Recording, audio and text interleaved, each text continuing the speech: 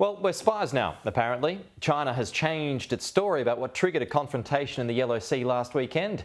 Joining us live now, former DFAT Australia China Council scholar Andrew Phelan for his thoughts on this. He's always pretty accurate, as Andrew, so that's why we get him on. Andrew, good to see you. Thanks for your time as always. So our government certainly doesn't agree with that. Does it mean that China wasn't that convinced about its first excuse? It's really not about that, Peter, and good morning to you. It's just a message that China's sending to Australia saying, we don't want US allies in the Yellow Sea, which is close to the Chinese capital, and there's military assets in the Yellow Sea. The water is quite shallow there as well.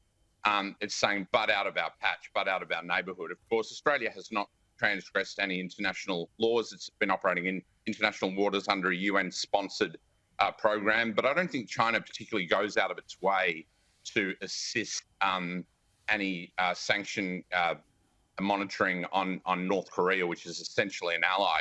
But Peter, let me just jump to something that's emerged late last night. This comes from the Nightly. Latika Burke has reported this. It's understood that a Five Eyes power in mid-21 notified Australian authorities that there were attacks against some hacking attacks against Australian MPs.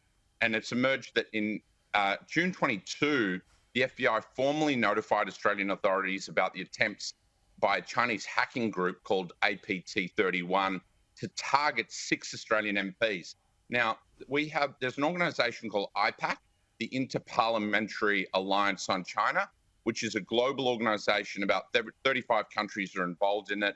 There's 20 parliamentarians from Australia, both sides of the aisle, both chambers, that are members of IPAC, and it's co-chaired by Peter Khalil and Senator James Patterson.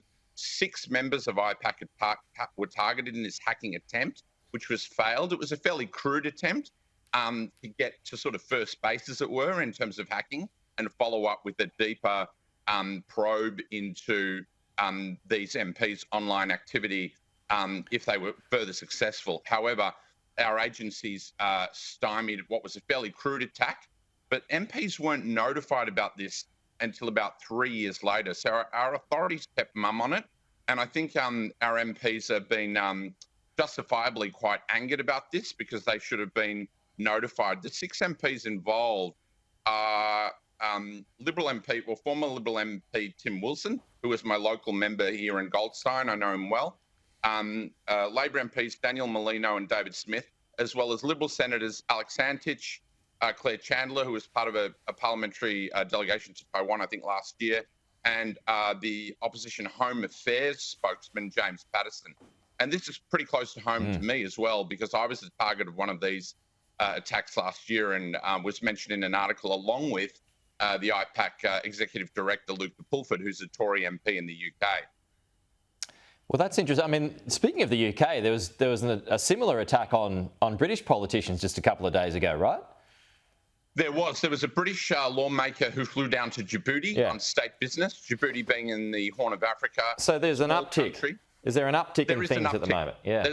There's a massive uptick. But this, it'll be interesting to see what happens today. Our Defence Minister, Richard Marles, has just got back from Hawaii, where he oversaw the handing over of Indo-PACOM to Admiral Aquilino, who's done a great job, has just retired. Yeah. And I saw some comments he made on the weekend where he was very sober, almost alarming in his comments, where he said, in the last 3 years on his watch, China has manufactured more than 400 aircraft, 20 warships, and it's more than doubled its missile arsenal.